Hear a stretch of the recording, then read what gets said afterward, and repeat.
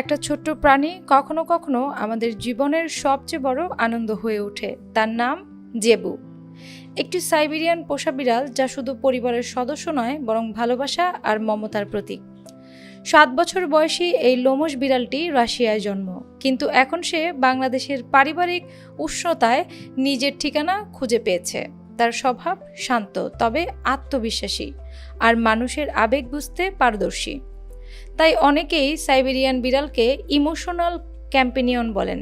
জাইমা রহমান লিখেছেন, প্রাণী লালন পালন করা মানেই এক বড় দায়িত্ব নেওয়া। ছোট্ট বিড়াল ছানা হিসেবে যখন প্রথম জেবুকে বাসায় এনেছিলাম, ভাবিনি যে সে আমাদের পরিবারের এত গুরুত্বপূর্ণ সদস্য হয়ে উঠবে।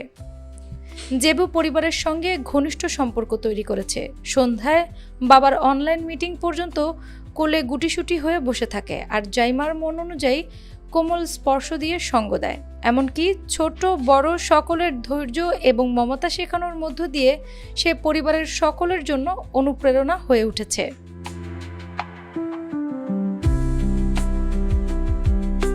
যারা প্রাণী পোষেন তারা জানেন বাসা বদলানো কতটা কঠিন। জেবুর জন্য মহাদেশ পেরিয়ে নতুন দেশে মানিয়ে নেওয়া সহজ ছিল না, তবে তার ছোট্ট প্রাণটিতে যে শক্তি এবং ধৈর্য তা দেখলে মন ভরে যায়। একটা মজার বিষয়, জেবু কখনো মিউ মিউ করে না।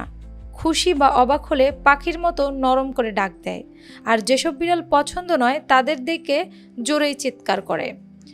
ভাষা না জানা সত্ত্বেও সে ভালোবাসা আর যত্নের মর্ম বোঝাতে পারে। দীর্ঘ 17 বছর পর বাংলাদেশ জাতীয়তাবাদী দল বিএনপির ভারপ্রাপ্ত চেয়ারম্যান তারেক রহমান স্ত্রী জুবাইদা রহমান, কন্যা জাইমা রহমানকে সাথে নিয়ে দেশে ফেরেন গত 25 ডিসেম্বর। বাংলাদেশ এয়ারলাইন্সের বোয়িং 7878 ড্রিমলাইনার ফ্লাইটে তারেক রহমানের পরিবারের সাথে এসেছে এক সেলিব্রিটি জেবু।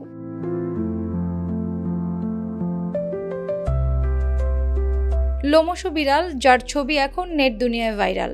সাইবেরিয়ান প্রজাতির পোষা বিড়াল জেবুর বেড়ে ওঠার গল্প লিখেছেন জাইমা রহমান নিজের ভেরিফাইড ফেসবুকে।